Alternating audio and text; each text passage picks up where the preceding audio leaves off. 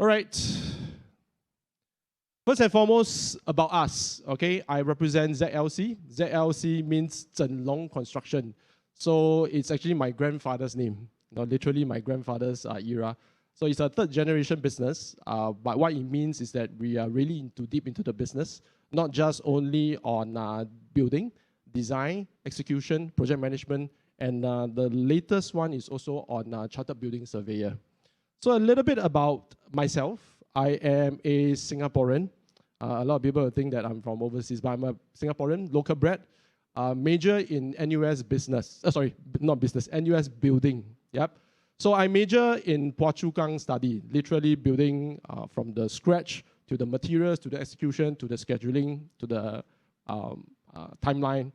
Okay, so what is really different and what is so unique over here to have the chance to be sharing with you is that I'm a chartered building surveyor, as well as a builder, as well as an educator. So as a builder, I am able to identify the sequence and the pricing.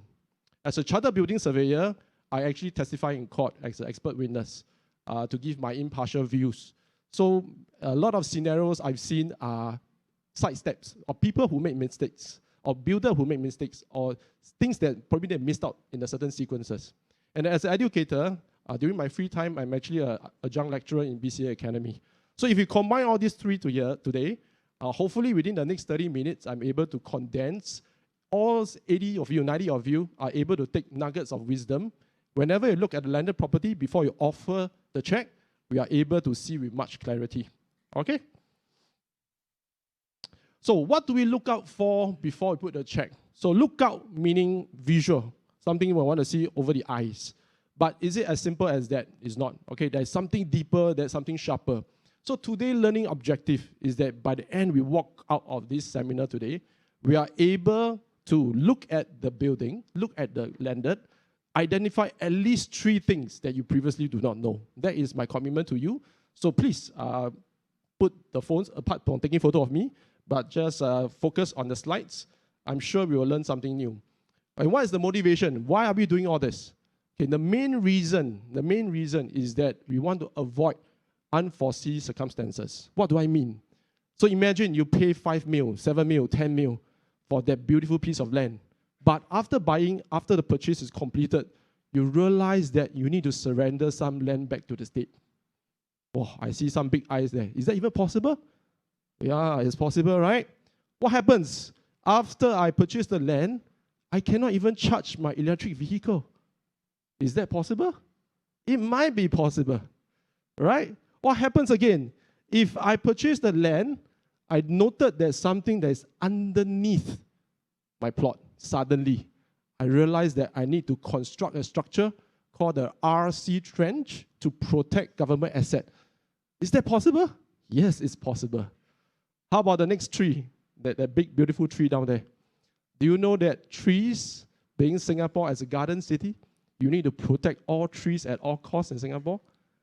Yeah. So over here, what we are doing here is that to give you a glimpse of what we can do to identify this kind of, I would say, pitfalls before you make the final purchase. All right. I'll help you out. I condense everything to 3 big categories. RIP. Doesn't sound very good, huh? Yeah. But I want you all to remember. So by the time when you walk out today, you'll remember RIP. Number 1, regulations. Anything to do with Akong. Okay, I assume most of us are Singaporeans. State, government laws, regulations. This is something that is non-negotiable. Every site, you have something to obey, regulations. Next one, infrastructure. Things that potentially you cannot see underground, like your water, your electricity, your gas, infrastructure, and maybe some of the site perimeters, okay? Next one is physical. Physical are things that very commonly I would consider us as normal human beings, what we will see in the physical deterioration context of the building. So I will zoom into individual, one of them, right? And in my whole situation, my whole sharing here, I try to make it a little bit of a case study sharing. So every situation, I'll try to give a little bit of case. All right? So if you really have any pressing questions that you cannot sleep, you need to raise your arm. We'll answer there and then. If not, at the last 2 minutes, we'll have a Q&A. All right, all cool? Regulations. All right, so if not by now, you should already know all these regulations and these regulators, these agencies that you'll be mindful of. Your PUB, NEA, MOM, URA, and LTA. So you notice that all the key agencies end with an A. You notice that? Because they are all the authorities. They are all the biggest in the hierarchy rank. So why A is the same? Architects also A, right? So architects are also key in the whole situation. So why I need to get yourself familiarized? These are the key agencies, and all these key agencies, there are so many agencies involved. You won't be so free to talk to every agency. So what they do as an aggregator of agency, SLA come in and say, never mind, I will be your group leader. I will have this agency or this aggregator called InList. It's an aggregator of all the land information. So number one takeaway for you, any landed that you are shortlisting to purchase, get familiarized with InList, where you can buy publicly available information. First one is what we call the SIP, Sewer Interpretation Plan. It's pretty small here, but something to take away. Sewer Interpretation Plan. Why is this so critical? All right? For all we know, we just put in a very simple context. Sewer means what? Things that pass out of your body. Things that is exchanging, discharge out. So for every landed in Singapore, our master planners from URA has done many, many decades. They'll plan the estate to have water in and items out. So for every estate, there's a discharge. And this discharge is called SIP. And this information is very critical. So every land plot, if you purchase the SIP, they will tell you how my plot goes, how my SIP runs. Of course, you will say, hey, Jake, I'm not an engineer. I only count money one. I don't not really concerned on this. But what's important is that lines, arrows. Put it in a very simple context. These are your discharge pipe running underneath your land plot. So how does it impact me? So very simple. Because this is a government asset. This sewer line is done by government. It's a government asset. As any one of the landed homeowners are to develop your landed property, they will impose a condition for you to protect the sewer lines. So, meaning, if I have a chance, if I have a choice to pick a land plot, do I want my sewer line to be smacked directly underneath my land plot? I don't want. Thank you for shaking your head very rigorously. So this is something I try not to. So if we again zoom in here for plot number 53 versus number 55. So if I want to develop my plot number 53 now, wow, I see that the line passes through. And we know that we have setback on the rear and the front. And for every Singaporean, every landed homeowner, my motivation is to maximize my land plot. That is the motivation. But when I want to maximize, if I know my sewer line is there, it means that I need to do protection. A screenshot of how the protection will be, my friends, this is like that. So for those who have been to the army before, you construct the trench, this is exactly like that. You need to construct the trench to protect the, pardon the language, the shit lines. Right? And this is at whose cost? At the developer's cost, i.e. the homeowner's cost. Okay? So the more, pardon the word, the more shit line you have, the more protection you have. So with this new knowledge, purchase your SIP first. If you see it is so obvious, so drastic, smack on cutting your plot, something to consider. Okay? And these are just snapshots on how things are being done in terms of the execution, the construction, and the cost. And because this is something that PUB prescribe you to do, you're supposed to protect these sewer lines. Every time you construct the RC trench, the PUB officer will stand with eager eyes to inspect your construction work. So what does that mean? It means kaching during your construction costs. All right? Next one, what we call it the RLP, Roadline Plan. These are all publicly available information. All right? This is a zoom out one. I show you a picture of a zoom in one. Right? Can you see the red line cutting through? All the very funky number, MK2698, all these are the milking number. Milking number, for a simpler word, is just the way how URA identify the land plots. So when you purchase the road line plan, right, specific for this site, you notice that there is a road bowl line down there. and you see that there's a hatch, red color area. So what does that mean? It says that now as LTA, I have my road widening plan, right? This is a condition. Anytime that there's an official trigger of redevelopment, the developer has to surrender the land and no cost compensation. Nobody dropped their mouth yet. Yeah, but this is exactly what happens, right? So if you are the buyer, potential buyer, you pay less than $100 for the RLP. All the PLB agents are well trained in all this. They identify this, they tell you, would you still want to make the purchase? So it means that you can make the purchase, but you will not be able to develop without surrendering the land to the authority. You understand what I mean? So this is a very critical point. So in this case, our dear friend here, if they purchase the corner terrace or this plot at a beautiful price, any sort of official trigger, a reconstruction or redevelopment, they need to return the land back to Akong. If not, they cannot get TOP CSC, which also means that they cannot sell, which also means that your legacy planning is at risk. So, second learning point, RLP, Roadline Plan. All got it? Next one, all right, this is a bit small again, but very quickly, this is what they call the Railway Protection Plan, all right? Railway Protection Plan, and anyway, this is a sample slide from URA. So you can see Railway Protection Plan means what? Means that potentially the railway, the superhighways, and all the MRT structure, the big ultra column, I need to protect it. These are usually more for area near Jurong Island or near to Jurong, Tuas area, where they have superhighways and MRT stations.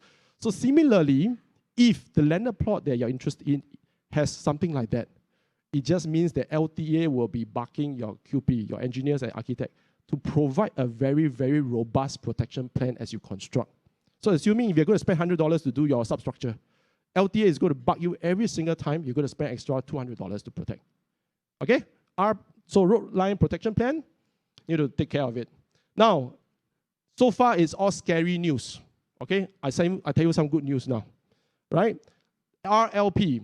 Sometimes as part of due diligence, when you buy the RLP, there will be things like that. You suddenly see, there's one plot with a different milking number. It seems interesting. Then you realize that this is actually the reverse. LTA released the road reserve. I don't need the road reserve anymore. Yeah? And you're able to purchase it. And this situation and this plot, this address, this is all public info along Lorong Saleh.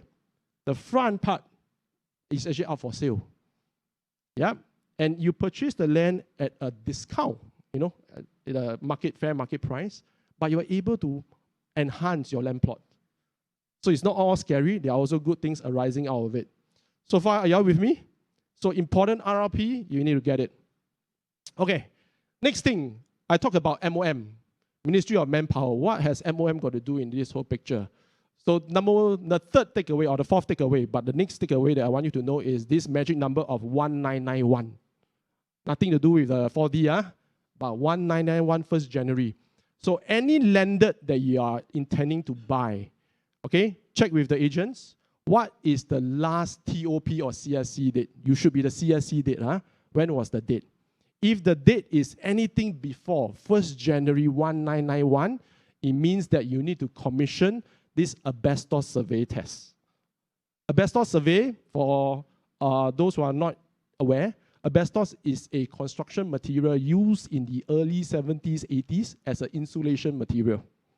Against your thermal, against your sound, they are commonly used in insulation within the ceiling, rubbish chute, some wall, some roof eave. Okay? So more than 10, 20 years ago, in St. John Island, there was a very big case. The whole of St. John Island, all the buildings there actually had asbestos. So they need to close down for area for a substantial amount of time. So how does it impact you? So if you purchase a house that is, or intending to purchase a house that is before 1991, you, as a homeowner developer, you need to commission. It's a rule, MOM say is the owner's pasar, not the builder's pasar. It's the owner's responsibility to commission a Bestor survey, right? Survey itself costs about $2,000. That is the cheaper part.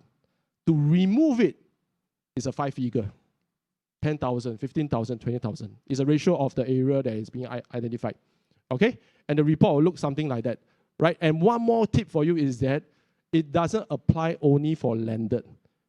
If your condo, even your HDB, the shop house that you're staying now, is completed before 1st Jan 1991, any renovation that you're doing, you have to get this survey done as well. Okay? So far, all right? Okay, because again, time, so I try to give you all the good nuggets. So infrastructure-wise, infrastructure things are like your attributes within the land plot, within the area. So this is a plan that is very easily available in the National Heritage Board, National Library Board. This is basically a soil strata map of Singapore, right? And your different district as well, in your different district, okay? And below, this is again the geological breakdown of Singapore Island many years ago, right? It then brings down what is the various soil composition that you have in the island. So a lot of people are the Easties. They say the air in east side is better. Some say the west side, the air not so nice. It may be true, yeah. But as far as a building surveyor context, we try to take the emotion, the feng shui out, but we look at the soil itself. The east side tend to have softer marine soil. And when you want to determine the soil, it is not just Jake say, or PLB agent say, or Melvin say, no. You have to do a proper test with a very big tripod. So if here, just pause for a while. Before you offer the check, are you able to commission the big tripod? Usually you cannot. Okay, so this is something that's a limitation. We understand the soil strata first as a baseline. Yeah, we understand that your neighbors have gone 3.5 story, 4 story. You understand that as a baseline. But to determine the actual soil condition, this is a risk that you need to understand as a homeowner before you purchase the land. So again, I'm just trying to share with you that all these tests, then you are able to determine the soil strata, then you can determine your cost. Why am I so concerned about this soil strata? Because this soil strata is directly correlated to the geographical location and is directly related to the cost of your construction. The cost of your construction. So over here, what we did was that we do a very simple overlay. How the geology map in Singapore versus all the district. You can notice that all the atas one are all near to the marine clay one, interestingly. And the best soil in Singapore is actually at the northern side, interestingly as well. All the engineers. Okay. Now, next one. I'll talk about power. All right, about power. This is a screen grab from Singapore Power Facebook page. Why I want to say so? Because I think some sharing will say that some people will say, don't stay too near to the substation. When you are staying near the substation, you can only get daughters. Some say like that. Some say that you only get son. I'm not sure. I hear some little bird told me before. Yeah, but I think what we are looking from the lenses of a building surveyor is that identify substation. Middle one is what we call the OG boxes. Yep. And later on, there will be an aluminum pedestal box. So why am I so hard on this substation? For a landed property, you need power, right?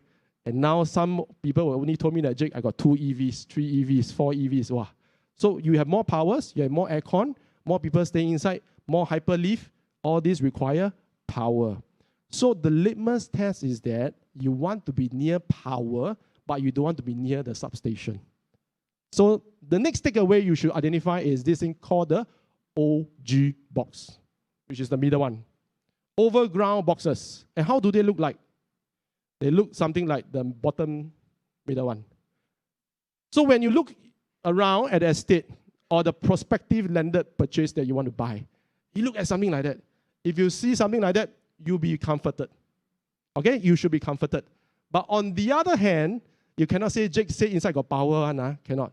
Because these information are critical information. Meaning, nobody will tell you how much power availability there is because due to national security. So if you go and find out, there will be no identification of where the power substations are in Singapore, and there will be no mapping of where the OG boxes are in Singapore. But this can only be known as you are walking the site. All right? So important. Try to find there's someone near that. If not, find your aluminum pedestal boxes nearby. That is a good sign that there is power provision before. But availability, subject to every consultation with the authorities, then you will know. Right? The other big thing I would like to point out is that I got a lot of common question. Jake, can I remove the flagpole inside my house? Remember or not? Huh? The big flagpole with all your overhead cable. So fundamentally, when URA did their master plan many, many decades ago, all of the power are by overhead power. Today development, everything is by underground. All right? So if you have the flagpole in your house, you'd say, I don't want, at all costs, I want to take away the flagpole. But 99.9999%, the flagpole is also carrying the power for all the whole row of your neighbors. Which also means that if you want to take down the flagpole, you need to do Santa Claus free service for the rest of your landed property to adjust their power. Okay? So the advice is that stomach the aesthetic ugliness that the flagpole is there. Okay? Next is that you fill out your pocket. Make sure that you have money to redevelop for your neighbors. All right? So please be aware of this situation, overhead. And anytime there is overhead to become underground, there is this thing called a cable diversion. You need to dig the road to divert the cable. And you guess whose cost is it under? My cost. No, not my cost. It's under the homeowner's developer's cost. One more tip for you. If the OG box is 3 units down, and you're purchasing only here, right? And you say, never mind. Jake say, can I dig unit 1, unit 2, unit 3? And you know what? LTA say, can. Every time you dig a road, I want you to repair the road 1, 2, and 3 at your cost. Okay?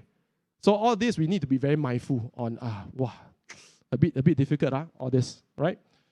Next one, just a very quick, get your sensing up. Look at this unit. This is somewhere around Serangoon Garden. Whatever I just said regarding the power and all those, what's the first thing that agents, homeowners, you all like to go viewing, right? The first thing you stand at the gate, right? What do you always look at? I know what you all always look at. You all always look whether my Ferrari can park inside or not. The space big enough, but stop that. The first thing you need to look at the meter compartment or the presence of a meter compartment. For those who don't know, this is what I call a meter compartment. Literally called a meter compartment where I house my mailbox, I house my power, I house my water. This is a meter compartment. Versus this unit, do I see anything? Nothing. So what does it tell me? Okay, from the lenses of a building surveyor, it tells me this thing. Murphy's Law, okay. It tells me about the power provision. So with a meter compartment, it means that the unit has been upgraded before. Upgraded means what? I have 63 amp of power. So what does it mean? Okay, I always share with the PLB team. It just means that you have 63 coins, but 3 bags. So you have 1 bag of coin, 1 bag of coin, 1 bag. 1 bag of coin, you use it for your lift. The other bag, you use it for your EV. The other bag, you use it for your induction heater, for example. Versus if it's a single phase, so it's only 3 phase or single phase. If it's single phase, it means that you only have 1 bag of gold. You understand? So if you look from an investment or purchase perspective, if I want to buy a landed, I would want to pick somebody with already 3 bags, right? If not, I'm going to spend that cost of money to do so. All right? A trade secret. This one I only share with the PLB agents, but now I share with you all. Look at the middle picture versus look at the corner picture here.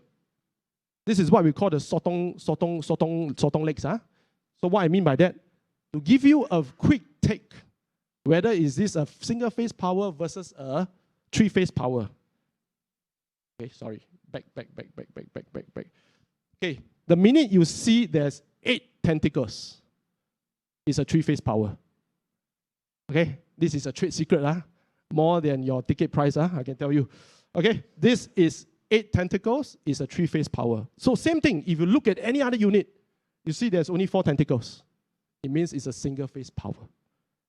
You understand? So what it means is that from a single-phase power, you need to upgrade to a 3-phase power. Means what? A lot of money, right? To the authorities, standard 7,000 to 10,000 baseline. But digging of the road, depending on whether the OG box is how far is it, anything from 10 to 15,000, right? To upgrade the whole power, main incoming, anything 50 to 100,000. Kaching, kaching, wow, some people fall off the chair already, yeah? So you need to understand this is the baseline. So tip, look at where you have here, and if you're even sharper, within the text here inside, there are very, very small text that says 63 AMP, or even 100 AMP. Of course, higher the power, the better future provision you have. Got it? All right. Okay, next one. I want to talk about this thing called the topographical survey. It's very abstract because most of the time we won't be involved. But some of the things that you see is that this straw man wearing the hat, doing this tripod, taking a picture, and then you see all these things. These are things that last time we learned in technical school, some of this topographical survey. Why is this important? This topographical survey actually maps out your area. How exactly is your boundary? If there's any encroachment or any special things there, right? And also, it will map out the trees there. Trees as in the树, the trees. So why is it so important on the trees? Being a garden city, Singapore government say, if there's a certain tree of a certain girth, certain breed, if it's within your compound, and as part of redevelopment, if you're going to take away the tree, you are supposed to replant back the same tree somewhere. It's Akong rule, or it's MPark's rule. So you understand? So sometimes when we look at viewing, it's not just looking how many cars I can park in the front, but more of what kind of funky species, what kind of trees they are. But I would say with a bit of qualification, because at the initial stage, you probably will not know. But you have to have some sensing. Wow, this one got 5, 7 trees on all very big girth one. The bigger the girth, the higher chance it will be protected. Okay? And you cannot get your TOP CSC if the trees are not planted to NPark satisfaction. So they will come and check the tree is healthy after 2 weeks. The tree will not die one. Okay? The other thing, not very commonly known, as part of the renovation or the rebuilding process, is this thing what we call the precondition survey or pre-construction survey. So before you start the survey, Akong, meaning BCA in this case, they will ask you to go and survey all your neighbors. Right?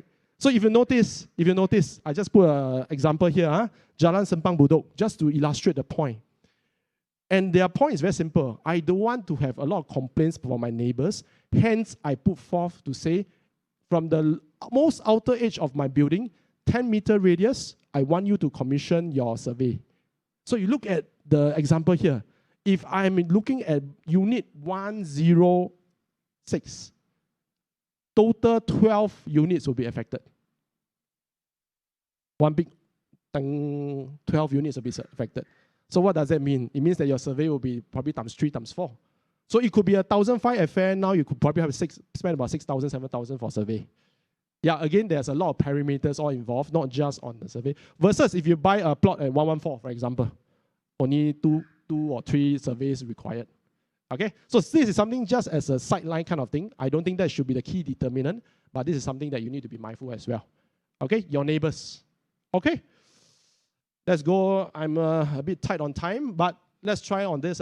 So physical attributes are something that very commonly, this is what the agents, routers will do as a first take when we go on site. And things like this, cracks, boundary wall dislodgement, and then some molding and all this. But I just want to highlight a couple of things. Some of us are light green, right? A lot of vegetation is good, right? Look at the top right-hand corner. It's actually a small plant, a very, very small plant at the top of my roof eave, pitch roof. Some say feng shui good, everything emerging from the top. This is what they call a ficus plant. It's one of the most hardy plants in the whole of Singapore, meaning what? It won't die one. So it shows you very good in feng shui, very powerful. But when it comes to waterproofing, roof maintenance is a big nightmare. Okay? So apart from looking at the standard cracks, look at all these big things. All right? And then the bottom right, pardon me, you can't really see it. This is a lightning rod, lightning protection. So what does it mean for homeowners or for prospective home buyers? A lightning rod actually means that the last renovation, last rebuilding done by the owner was done well. That's why they put the lightning rod. A lot of creative people, when they did it, they have no lightning rod. Okay, that's how the telltale sign is. The next two pictures you can see. The agent will tell you everything can, no problem, can, all can one. Yeah? So this is a doghouse they created themselves. But when they created the doghouse, how come there's no special proper wall? How come there's no lightning protection? And then it's then back to the new homeowner to then take into the reinstatement works. Okay? And then also walk the site. We get comments like that to say, my house has no ponding issues. Everything is perfect. No backflow, nothing. Using our eyes, if you can see algae, it means something is not right. So for us as surveyors, we are very sensitive to the item of water. We see water, we see plants, our legs will tense out a bit because this means that it's more of a deep-rooted issue. And as you go to the room itself, quick things, you look at the right-hand picture. What is something that you notice on the ceiling? Right, towards the end, how come there is such interesting drop in the ceiling beam? So it means that if you look at enough landed, that site is actually used to be an open balcony. And then our dear owner, because landed property is a scarce asset in Singapore, everybody try to maximize every space. And you're creating something. So what does that mean? Is it illegal to stay in that area? Okay, so things like that, take note. And the middle picture, look at the orientation of the wood trimming. Some horizontal, some vertical. What does that mean? And for most people who sleep on the bed, most people sleep on bed, but do you sleep on a bed that is the same height as your platform, your bay window? So this was a conversion from an outdoor planter. Okay, so from a building surveyor, these are the things that are very sensitive to us. Right? I saw a lot of people drop the mouth already, but just to tell you all, this is what we see. And then the next picture, we see this very commonly. A lot of people say, very good, we got all your rainwater downpipe, all your gutters are there, very good, this is a plus point. But the fact is that URA, BCA already rejected and stopped rainwater downpipe or gutters for the matter because of mosquito breeding. So which also then suggests that, whether or not the last owner, did they do anything creatively or not? Right? So for physical-wise, I urge you all to be a bit mindful what you see. Ask more questions to the agents. A couple of last slides. This is along Hua Guan, very far end, where we can see such nice greenery. Everything beautiful, open patio. But you look at the underside, they created an outdoor gym with illegal welding structure and all those. So something like that, we need to also be mindful. What does it mean for you as a new incoming owner? Are you going to reinstate everything, go to heck off everything and redo? Okay? Right, so I think just the last few slides is that, to recap, we are RIP. It's not rest in peace, but it's really regulations, infrastructure, and physical. But after getting all this, I hope that now we convert to a PIR. Actually, I Googled there's a word called PIR. It's a holy man, holy wise man. So hopefully after we adopt the RIP, we become someone that's a bit more holy and wise. I have one case study for you all before I end this case. All right. Serangoon Garden again, 36 Crowhurst Drive. You do all the checklists that Jake has shared with you. You have noticed that very nice. Got meter compartment. Your OG box, aluminium box is there. From the outside, everything looks okay. The tree looks well primed, right? No trees, no plants coming out from the corner. Everything looks good. But again, if we do our duty, we go and purchase the RLP, DIP, and all those. Look at what the SIP show us. Can you see the SIP? Can you see? This is the most interesting lender I've seen, right? The sewer line intersection cuts the actual unit. Okay, you all don't shake your head lah. Somebody is staying there now, my friend. Okay, so it's really stuck there. It's really stuck in the middle. So what does that mean? So it means that whatever resale or resale opportunities for somebody that is learned like you all today, you are being empowered, right? You will not make this purchase.